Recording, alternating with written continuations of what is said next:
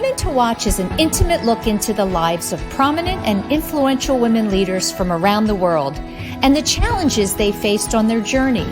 It's the real story behind her title. Join us every week to hear more stories about women from around the world and in your own communities at womentowatch.net.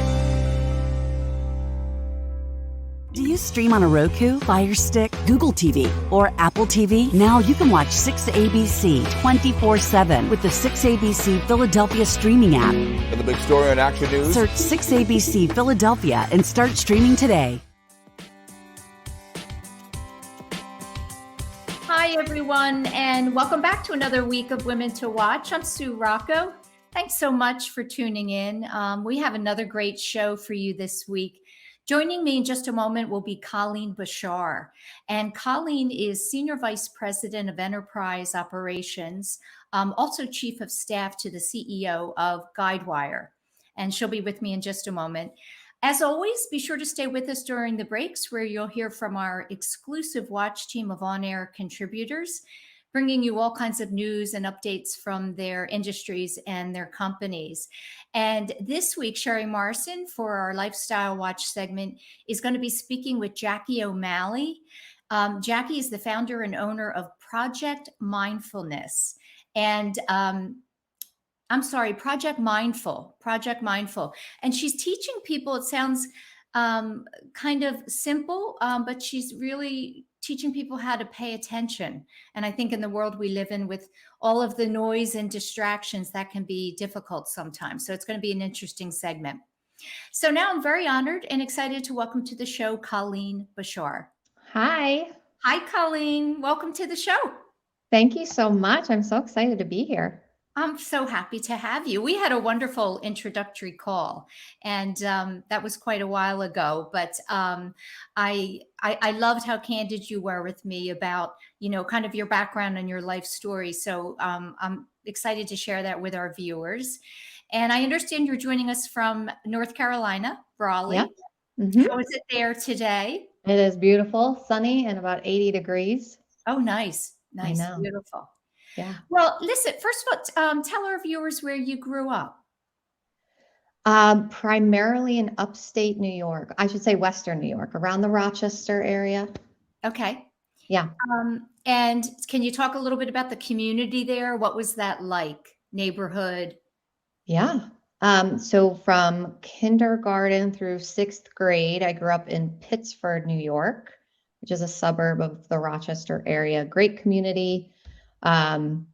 At that age, the important thing that I would notice is friends and how close from a neighborhood perspective are my friends so I can get to their houses. But it was just a very fun, safe place to grow up. Moving into 7th grade, I actually moved an hour away to a very small town in about an hour south of Rochester, where my mother grew up, where my grandparents grew up.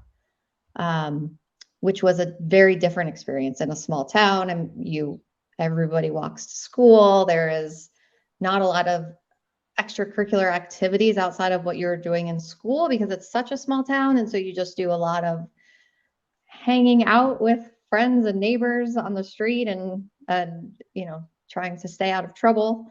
Right. But it was also a great place to grow up because of that tightness.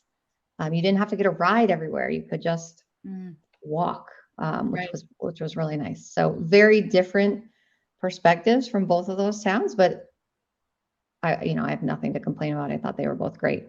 Yeah. And different from today, I would say we spend a lot of time in the car, Yes. And I grew up similar to you. And now as the mother of 2 kids, it was when they were younger, just so much driving around and there's networks in faraway places, I want you to talk a little bit about your mom and your relationship with her. I know that she was a huge influence on you and really helped develop your values. Talk about her. Okay. So my mom is my rock. Incredibly strong, driven, smart. She and my father got divorced when I was 3. And very shortly, we were living in Florida at the time. Very shortly after the divorce, she moved back up to New York. First Rochester, and then we moved to where her parents are. But, to be closer to family, because she was going to need the support. So as a single mom, she focused on my brother and I making sure that we had everything we needed to be successful, that we knew that we could do anything that we wanted to do. And she continued to invest in herself. So I saw that firsthand without even realizing it as she continuously went back to school. So she got a master's in education, and then she got a master's in school psychology. Then she got a certificate of advanced study for school administration. So she just kept advancing, showing us that, you have to focus on yourself and develop yourself if you want to be able to focus on your kids and develop your kids. Of course, I didn't know any of that until now, looking back on it. Yes. The lessons that I learned. Yeah, that's so often the case. Yeah. And I'm curious, did she have conversations with you about her pursuing, further education and exploring more of the world? Or was she just busy doing it and you were observing? Yeah, I think when I was younger, so in elementary school, she was just doing it. That wasn't a top of mind for a fifth grader. But as I got older and started talking about college, that's when she started giving me a lot more of her perspective as to, why you should go, what you should be focusing on. Just making sure that she knew that nothing was off the table, that no matter what I wanted to study, you could do it. Whereas when she grew up, you went to college and, maybe the goal was to get a career. Maybe the goal was to get a husband. It was very different back then. Right. There were 6 or 7 careers that women went after if they were going to college, whereas now it's very different. Yeah. Tell me a little bit about, the impact of not having a father in your life full time. I'm sure that was something missing for you. Yeah, definitely. So first of all, my father is an extremely talented pulmonary specialist, has an amazing career. He's really, really funny. And so he is everyone's favorite. But to me, as a little girl, my father had a new wife and they had 2 kids together. So to me, it was, he's choosing this other woman and this other family over me, even though he wasn't. I mean, he never said that to me, but it's just what you think subconsciously as a little 3-year-old, 4-year-old whose parents are divorced. And so through that, I wanted him to, accept me and appreciate me and more than anything.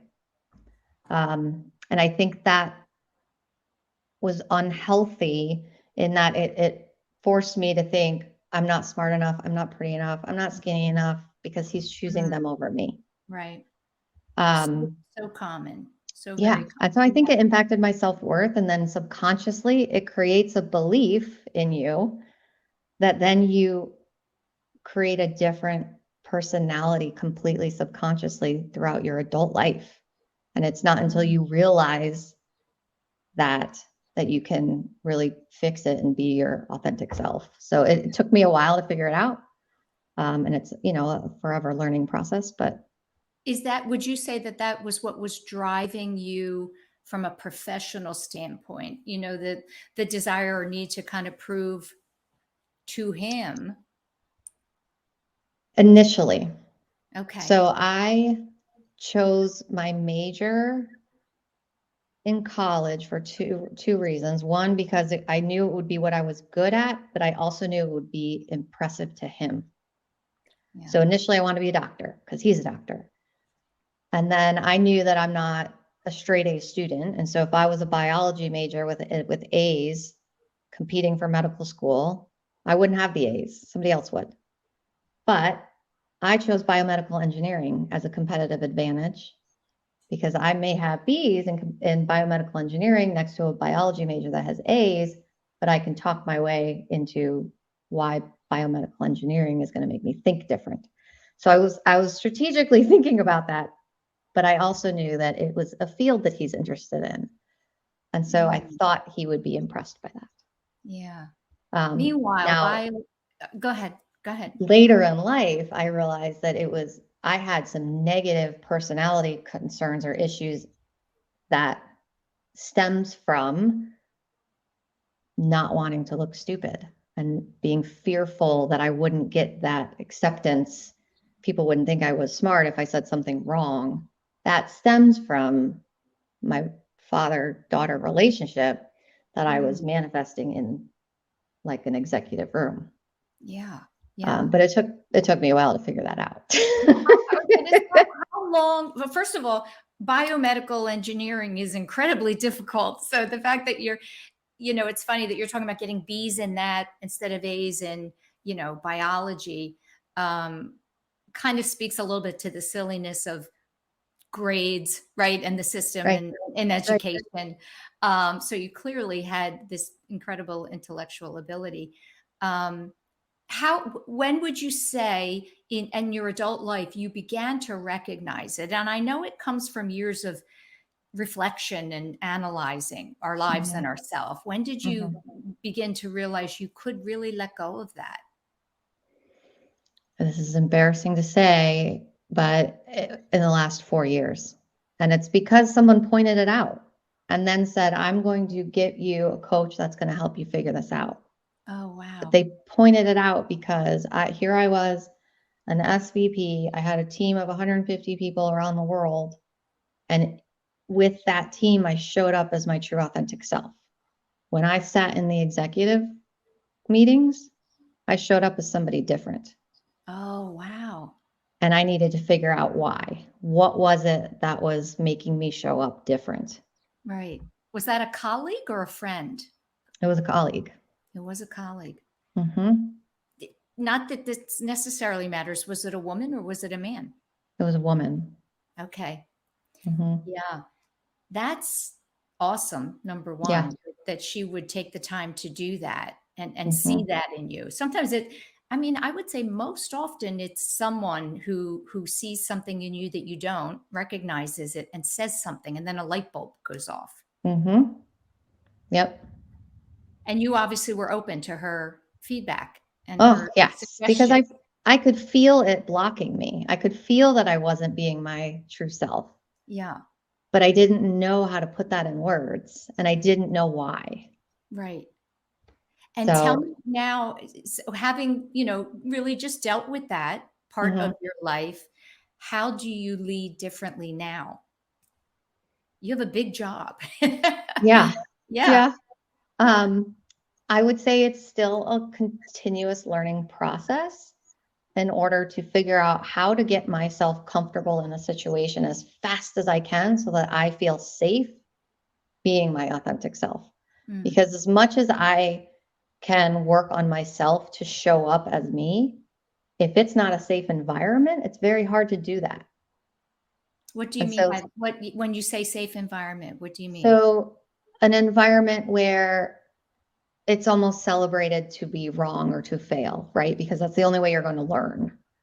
And so you have to create an environment where it's safe to take a risk, Mm, to fail fast, and to learn from that. So I think it's both sides of the table that have to meld for people to feel safe to be authentic. yeah. And when you say that, you're referencing the people that you manage.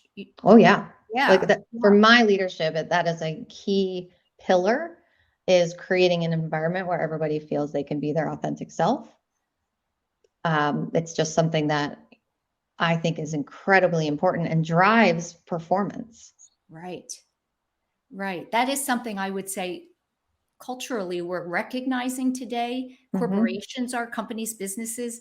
That wasn't something that was paid Yeah. attention to years ago, which seems so silly. But Yeah. right, when you make your people that work for you feel important and part of the process, Yeah. everything gets better. It is. It's great that it's now a topic of discussion for sure. Yeah. When you refer to your authentic self, what is that? What are your traits that make up you? And I would say that allowed you continually moved up at this company. You've had multiple roles there. So what would you say that your authentic self is? So from a leadership perspective, I think I sum it up in the leadership philosophy that I call raw leadership. And it's authenticity, figuring out how to create an environment of safety so that people feel like they can give it their all. And then when chaos hits, because every family member, you and I talked a lot about family chaos. Yeah. When chaos hits, you have a sick family member or a death in the family or anything, the rest of the team steps in and lets you deal with that personal chaos. So you don't have the conflict of, oh no, I have to be in this meeting. You know, you can deal with your personal conflict or chaos. Yeah. It's creating that environment. Vulnerability, I think, is also very near and dear to my heart. I think the more you can show vulnerability, the more you will have a following, the more you will gain people's trust and lead by example, because vulnerability takes courage. It does. Yeah. And I think when you share vulnerable aspects of what you are working on at work, personal life, whatever, it gives you a connection with someone where they feel like you are a person. Human, right? Yeah, right. Yeah. We all have it. It's just that not Yeah. everybody talks about it. Exactly. Pretending is the worst, right? Yeah. Pretending whatever's happening, internally is not, leads to illness, all kinds of anxiety and all of that. So, we're going to go into our first break. When we come back, we're going to talk a little bit more about your work. And I have a question from one of our viewers and listeners. Okay, great. Stay tuned for our watch team, and we'll be right back with Colleen Bashar. We are CHOP, and we can't wait to show you around.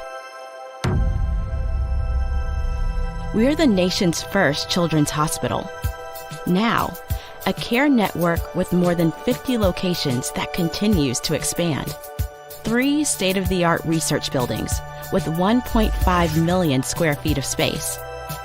We have grown from 12 beds 165 years ago to nearly 600 beds and one of the best children's hospitals in the world. We have a level 1 trauma center, 11 floors of patient units, more than 20 operating rooms, first of its kind delivery unit for babies with birth defects, a separate cardiac operative and catheterization suite, and places to learn, like our internationally recognized simulation center. We have trained generations of leaders in the field of pediatrics. We are world leaders in medicine, surgery, and science. One of the top recipients in NIH funding for pediatric research. In this building, pioneers in CAR T therapy, mitochondrial disease, brain tumors, hyperinsulinism, and other rare diseases. Here, groundbreaking work in fetal surgery, genetics and genomics, and neurology. In our newest building, leaders in social determinants of health, clinical informatics and epidemiology, autism, trauma and injury prevention. Our patients come from every state and 115 countries.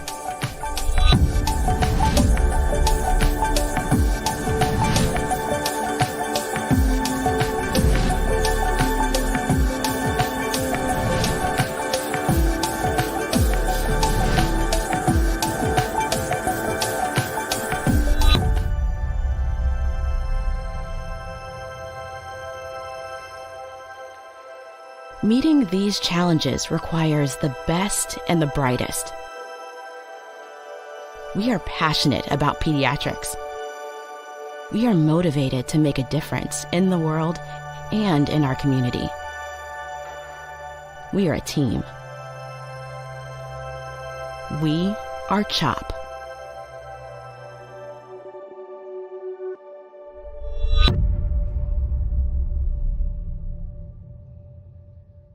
Do you stream on a Roku, a Fire Stick, Google TV, or Apple TV? Now you can watch 6ABC 24/7 with the 6ABC Philadelphia streaming app. Watch action news live, And the big story on Action News. plus special programming, breaking news, and severe weather updates. Tremendous amounts of rain. Always on, always the news team you trust. Watch 6ABC 24/7 on your streaming device. Search 6ABC Philadelphia and start streaming today. Hi, and welcome back to the show. I'm joined this week by Colleen Bashar. Colleen is Senior Vice President of Enterprise Operations, and she's also the Chief of Staff for the CEO of Guidewire. By the way, it's a software company.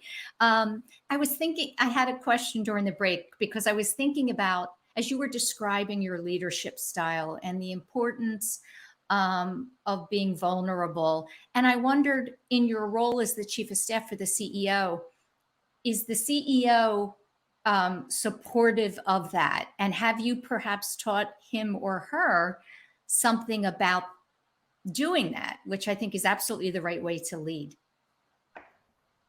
So TBD, only because I am newly supporting him as Chief of Staff. I was supporting our Chief Operating Officer, and just in the last week, we switched. So now I am supporting him. Okay. So Because he you can needed have another position. yeah. So he will have a foreshadow of what we're going to be talking about if he listens to this. Yeah, well, that's exciting, and that's great. And you never know which way, my guess is he'll be teaching you something, you'll be teaching him something. 100%. He's already taught me a ton. Yeah. Yeah. So I have a question from a listener. Her name is Dusty Wofford. She works for CBRE, which is, I know that company very well. It's a global commercial development real estate company. And she said, as a woman in technology and real estate, I'm interested in empowering myself and other women to have a seat at the table. How did you land your seat, and what obstacles did you face along the way? That's a big question, but she's looking for little nuggets of wisdom. And my guess is it's something that she's thinking a lot about now in her role there. Yeah. I would say there's so many things I could say for this, but one of them being, I don't believe anyone can do this on their own. And so there is a huge power in finding mentors, both internal and external. And I would say that mentors that I have are the people that gave me a seat at the table.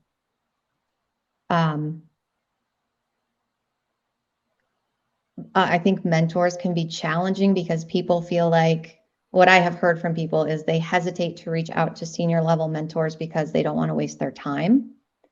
But I had that same fear. And I have now learned that the mentor gets almost just as much out of the conversation as the mentee. The mentee just has to believe in that they have something to offer. They have a perspective that the mentor doesn't have. And so sharing that adds value to the relationship on both sides. So don't be afraid of getting mentors to help get you in the door. Right. How about, did you ever have bad experiences being a female in a very male dominated industry? And if so, how did you deal with those instances? Yeah, unfortunately, I think those instances still happen today. The way that I handle it is I try not to make it about men versus women. And I try to just make sure that I'm at the table because I have something to add. And even if I'm the only woman at the table, it doesn't matter. I'm going to add the value that I want to add and then try to bring some more women along with me as I get the opportunity.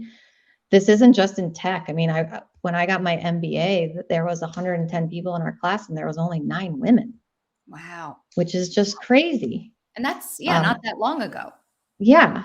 And, I did the executive MBA. And so you have to be a little bit older in your career to take that path. But, the problem is, I think it's childbearing age that, you're supposed to have worked for 5 or 7 years and people are then having families. So I don't think it attracts as many women. And so that's another aspect of it is we have to create an environment where women can do both. Because you're a mother, Yeah. by I the have way. 2 boys. Yeah, you have 2 boys. I mean, that's a whole other part of your life, right? Yeah. It's not separate. Do you think it's been easier? The world changed so much so quickly in a very short period of time, with the pandemic. And so the ability to work from home and perhaps, have it be a hybrid, sometimes out of the office, sometimes at home. Mhm. Do you that do you enjoy that? And do you think it's better for people? I personally enjoy. I think it varies on the individual. Some people need that constant adult interaction throughout the day outside of Zoom in an office. Mhm. They thrive Yeah, off of that. right. So it really depends on the person, but I do think it has helped companies see that you can still be really productive even if you're in this hybrid world, which I don't think there was a lot of belief around that before COVID. So I do think there's a huge benefit to that. Yeah. I mentioned in the first segment that you continually moved up in this company and had multiple roles. Do you feel like you are where you're meant to be now? Does this feel like, I think so. This is where I am now is completely new to me. I have been on the sales side for years and years and years and years. And so just in this past year, I moved over to the operations side, and it is incredibly interesting to see how it all works behind the scenes.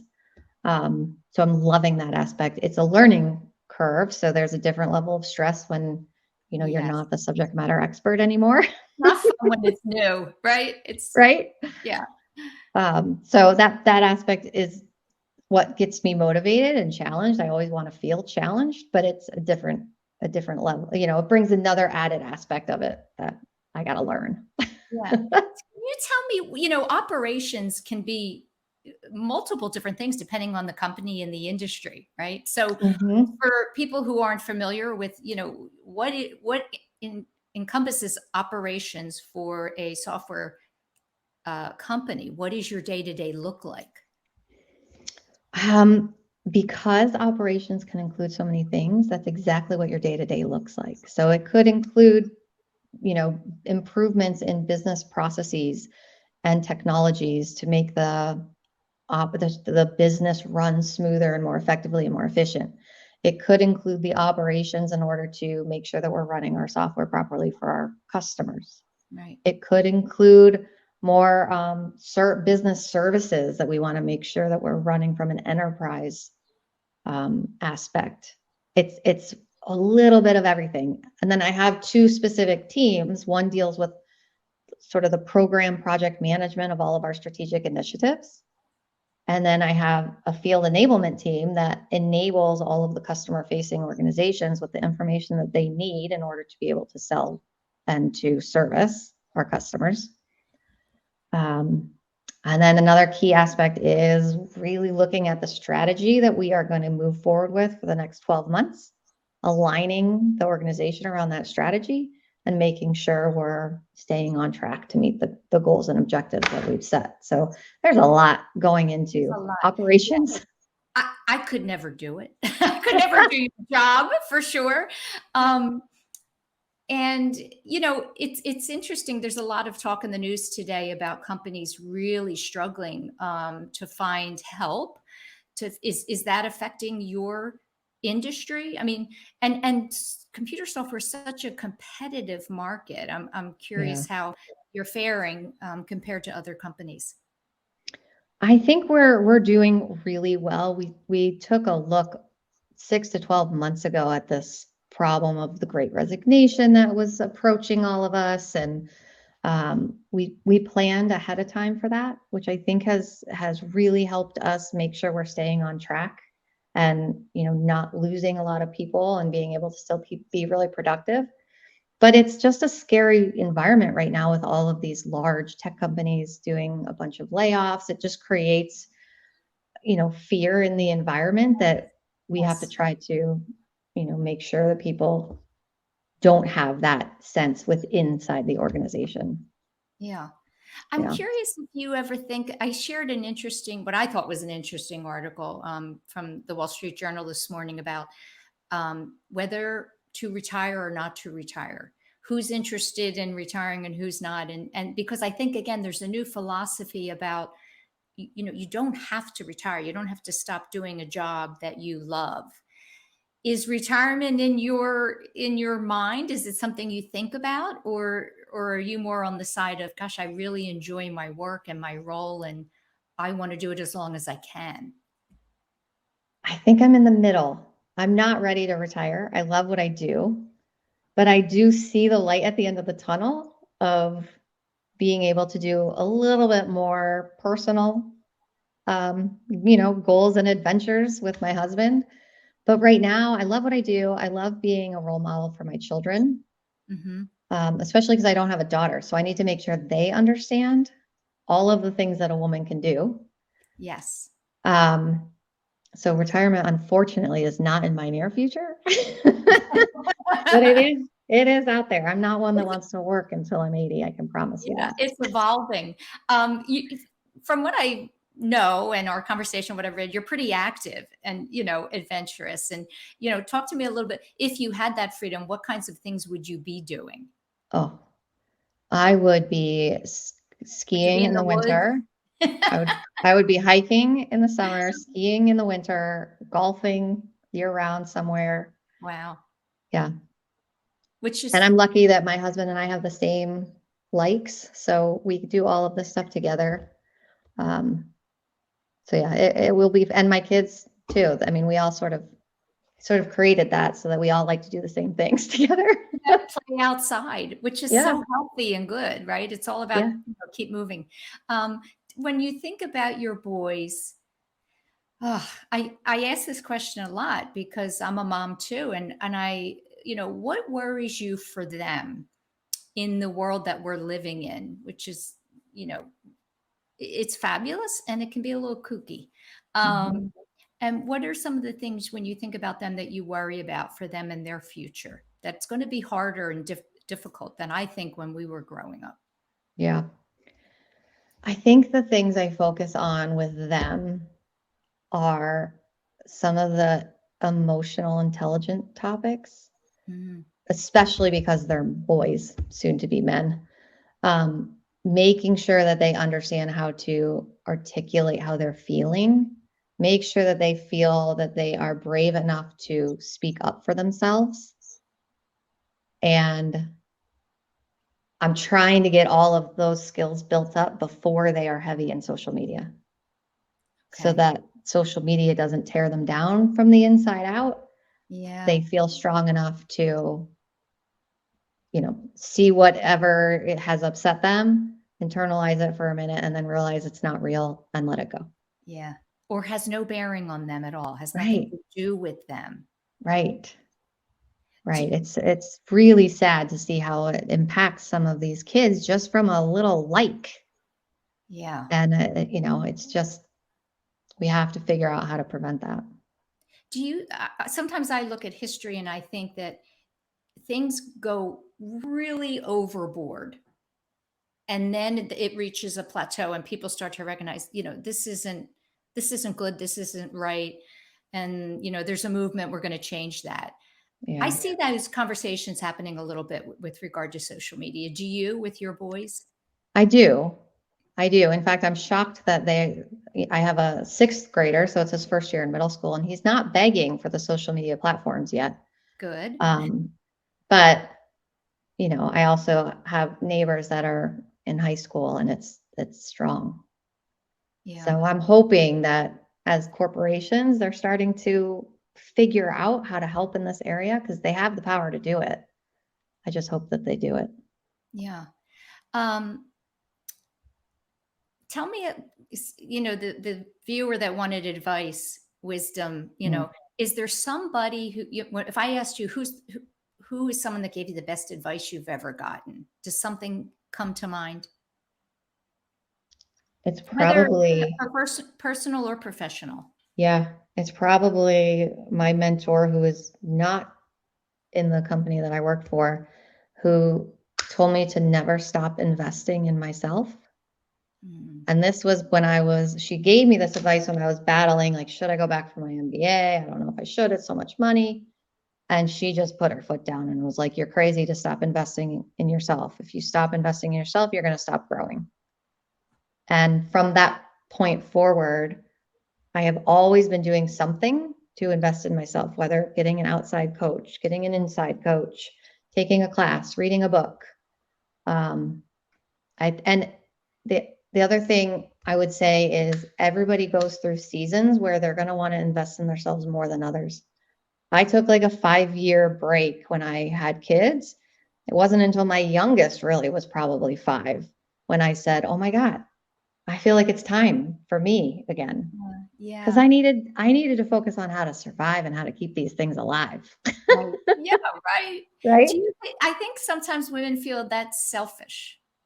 Yeah, I don't think it is. So the opposite, right? So in other words, if you're bringing your best self to the world, Yeah, then that's the best for everybody you love around you.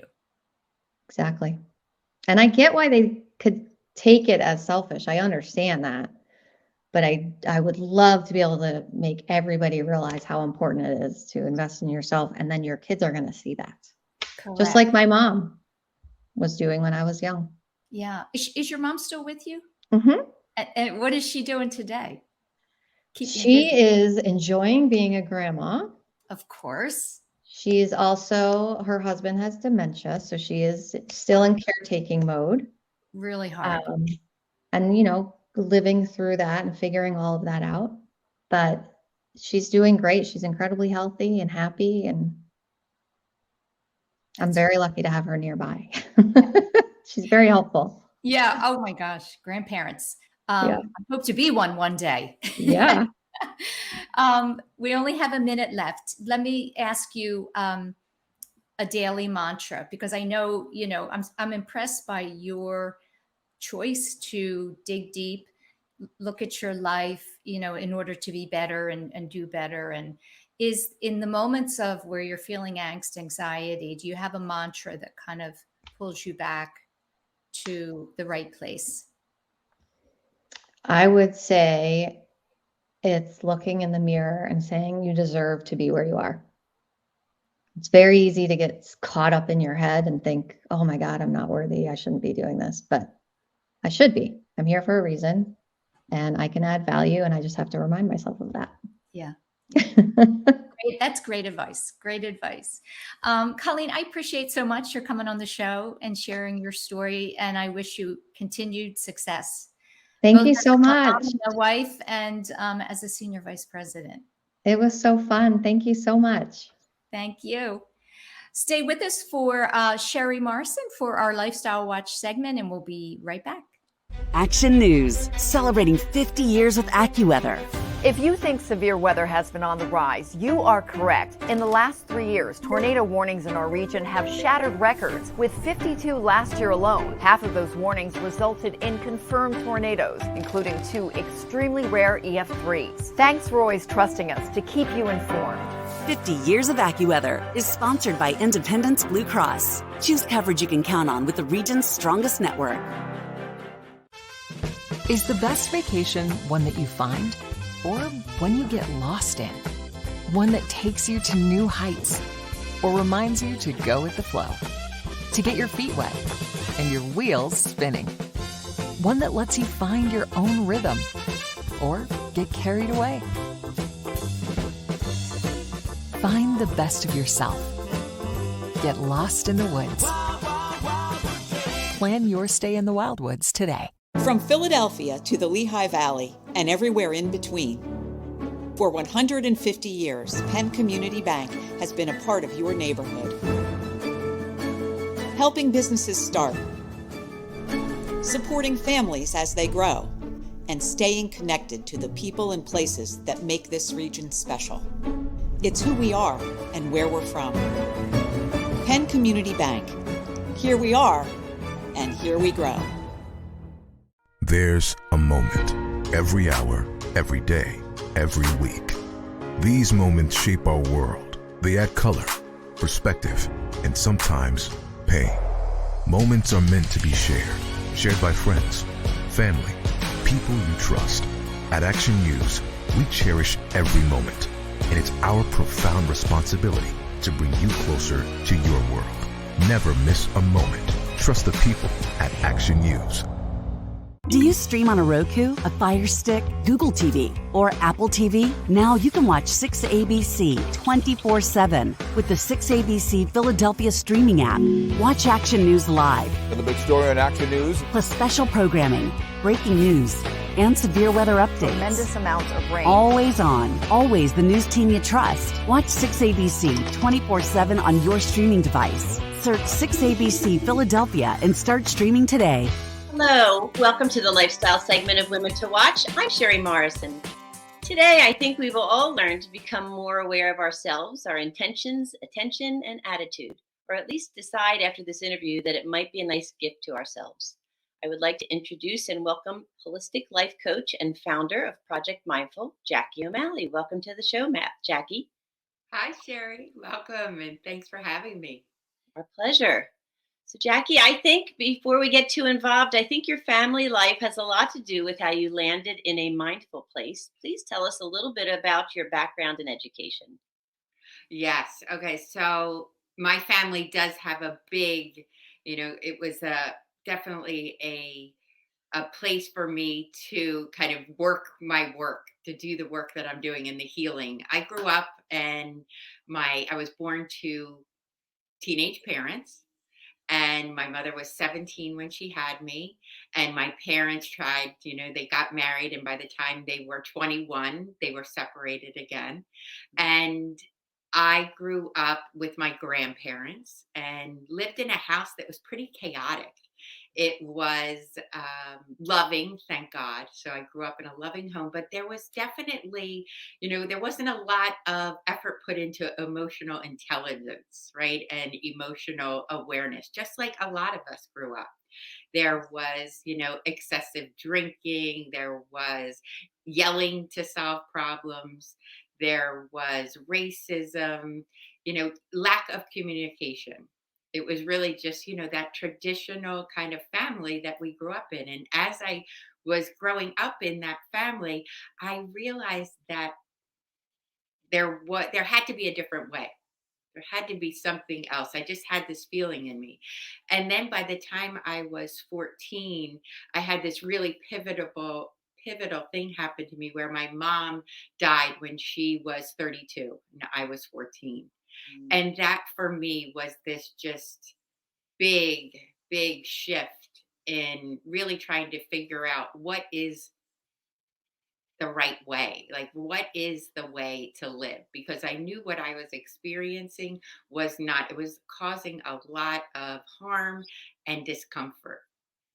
Yeah. And then you went to school. You went off to college. You were the first in your family to go off to college. Is that correct? And Yes. What did you study? Yeah, I started off with business and then went into psychology, right? No, not by chance that I went into psychology, but I wanted to kind of figure out what was going on. What was the difference between people who were successful and living like happy, fulfilled lives and, the people who weren't. So that was that put me on my trajectory, I believe. So I started off a business minor and did not like the business classes. I found marketing interesting, but everything else, it was just really difficult for me. And then as soon as I went into the psychology classes, I felt like I was at home. Oh, that's really nice. It's something really clicked for you. Yeah. So tell me a little bit about mindfulness. What exactly is it? What does it mean? Okay. So mindfulness to me, and everybody has a little different definition of it. Sure. Mindfulness for me is this idea that we are able to choose the moment we want to live.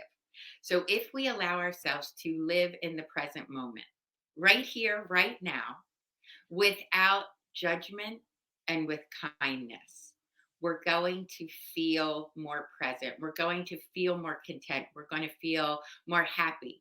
However, it doesn't mean that we're happy all the time. That's not what mindfulness is about. Right. It is more about, to me, getting comfortable with uncomfortable. Right. And from what I know after we spoke, a lot of it has to do with being present and aware of yourself and your different options and choosing maybe to be in the present option versus the past or worrying about what the future brings.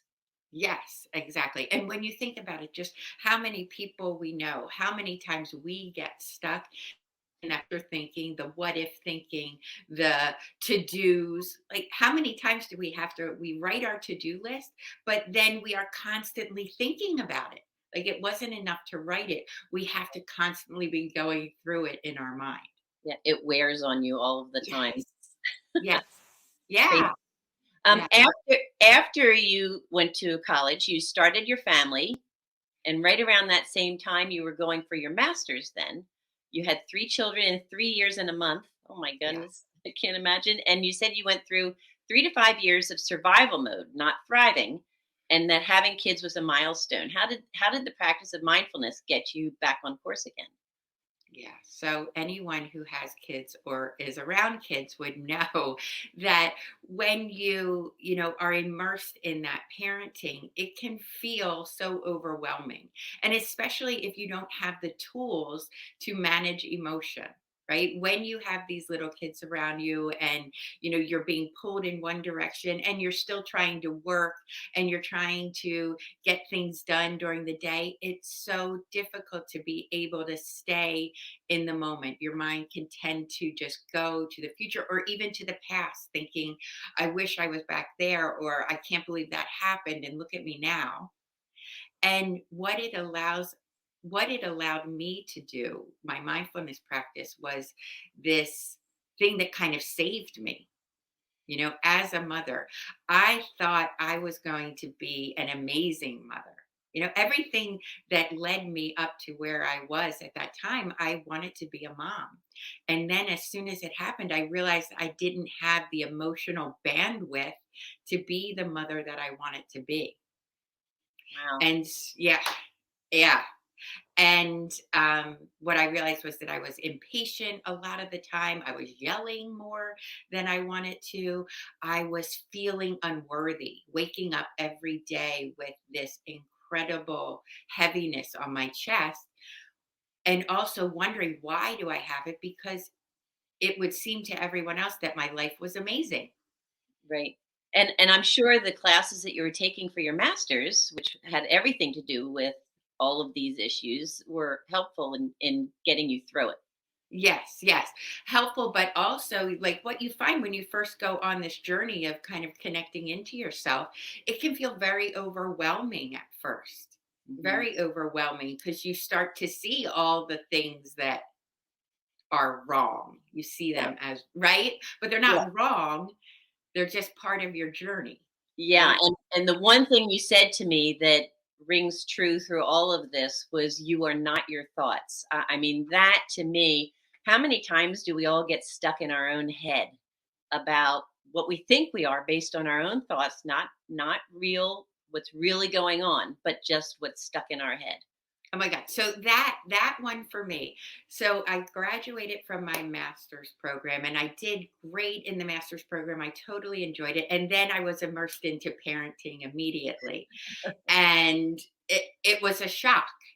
And I thought, I had a lot of preconceived thoughts. So when you think about where our thoughts come from, most of our thoughts come from the people who were around us when we were growing up. So we were like little sponges, Mhm. right? Yeah. And we took in their thoughts, and this is what we call our conditioning, right? So we're conditioned to believe things about ourselves. And then when we start to figure out that maybe they don't fit right for us, then the anxiety even gets bigger because it's like, oh, I told myself this thought for so long and this isn't what I think anymore. And it starts to cause that anxiety. Sherry, how many thoughts do you think we have on average a day? Oh my gosh, too many. I have no idea, but I know for me it's too many. Yeah. So on average, human beings have anywhere between 40 and 60,000 thoughts a day, Oh my gosh. right? That's wild. Yes. So if we have that many thoughts, how can we be all of those thoughts? Yeah, how do you filter through those? Mindfulness. Yeah. Right? So Yeah. that's the tool. Mindfulness helps us to start noticing the thoughts, and then we get to ask ourselves, is this thought helping me or hurting me? Yeah. Right? Yeah. Most of the time the thoughts aren't even helpful, and we just continue to have them every day over and over again. And some of them are because someone else told us that's who we're supposed to be, or that's who you are. Well, I know you went to school in California. You took some courses, and unfortunately, we're running a little bit short on time here. Um, so after our conversation, and I reflected back on so many things that you said, I felt like so much had changed in my mind, at least for the next few hours, about the different things I was thinking about. So clearly, this is a really good place for you, and you're good at it. Yeah. I feel so fortunate because I have found my passion. I was a hotel supply salesperson. I worked in automobile supplies. I worked in publishing. And I have found that place that just really lights me up. And I feel so grateful and lucky to be able to do what I love and to help people heal. Yeah, I know you travel around, you teach children and teachers in schools how to be mindful. Now you're focusing more on the teachers because you find that the message will travel further. If you can teach them how to teach the children to be mindful, you can have a larger territory and a bigger effect, which is wonderful. Yeah. So you operate Project Mindful in Fort Washington, Pennsylvania, and you offer virtual learning for individuals and groups and in-person options for schools, organizations throughout the Philadelphia and the surrounding areas, which includes mindful coaching, mindful schools, and mindful businesses, which is churches and other organizations as well, correct? Correct. Great. Great. Yeah. And in the beginning of June, you're going to have a program for women that will last 6 months if you sign up. It's a 6 month program. 6 month program where I am teaching women how to connect to their authentic selves, how to let go of fear and anxiety, and to really tap into their purpose, through all different things, through mindfulness, through spiritual practices, through journaling, through dancing, through, coming in together in circle. Yeah. It's And just taking a breath. Yes. Yes. Well, and you also slowing down. Yeah. Sorry. Well, I'm afraid we're out of time. I want to thank you for your time and for helping create a compassionate, peaceful, and decent world, one individual at a time. Thank you. Yes, like letting everybody get comfortable with uncomfortable. Yeah, so hopefully some of you will have the courage to start this journey for yourself and maybe sign up with Jackie. For more information about Jackie O'Malley, Mindful Project, upcoming programs, which she also mentioned might include a few retreats, virtual and in-person sessions, go to www.mindfulproject.org. Thank you again. Sue will be right back after the break. Ladies, keep living your dreams. At Action News, we cherish every moment, and it's our profound responsibility to bring you closer to your world. Never miss a moment. Trust the people at Action News. Hi, this is Sue Rocco. Women to Watch is pleased to share a clip from Breaking Through, a podcast hosted by Madeline Bell, the president and CEO of Children's Hospital of Philadelphia. This interview is part of a series in which Madeline interviews CHOP's women scientists about what inspires them and advice they have for other women interested in pursuing science and medicine careers. My guest today is Dr. Marnie Falk.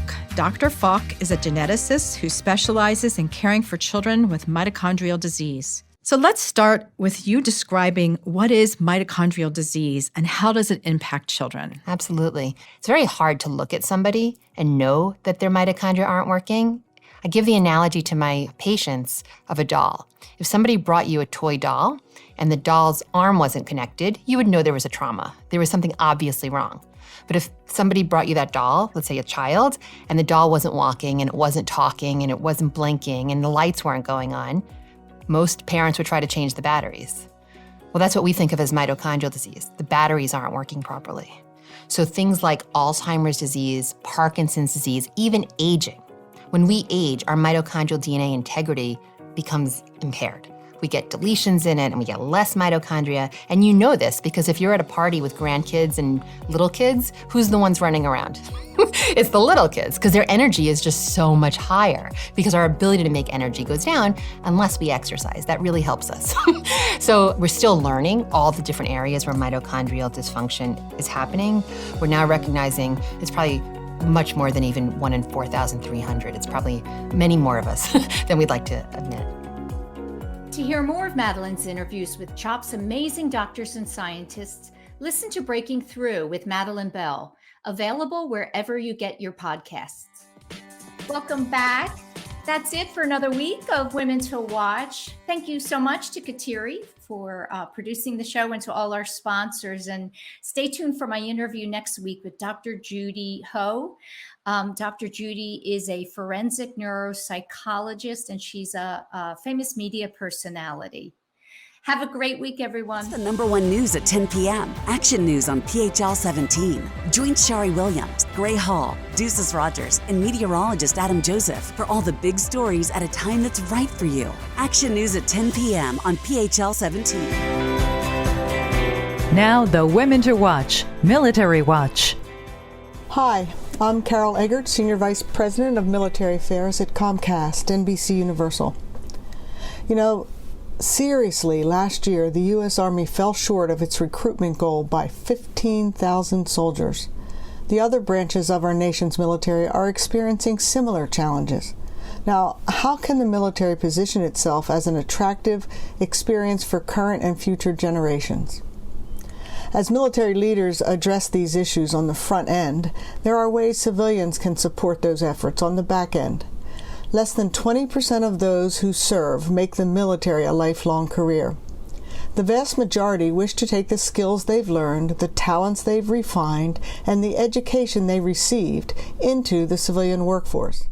That's why it's important for employers to continue their efforts in recruiting and retaining military community talent. For those who choose to leave the military, knowing their military experiences are understood, valued, and sought after by employers could influence whether these highly talented and dedicated people choose to serve our nation. And our nation has made incredible strides in understanding the skills, experiences, and spirit people with military experience bring to our workplaces. None more so than in the last 15 to 20 years, as our nation's military was in the forefront of people's minds throughout the wars in Iraq and Afghanistan.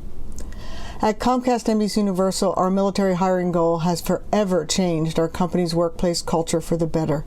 It will remain a significant part of our organization's commitment to serving the military community. If you're motivated to recruit and retain military talent, Psych Armor has a series of free online courses for employers. Just go to psycharmor.org to learn more.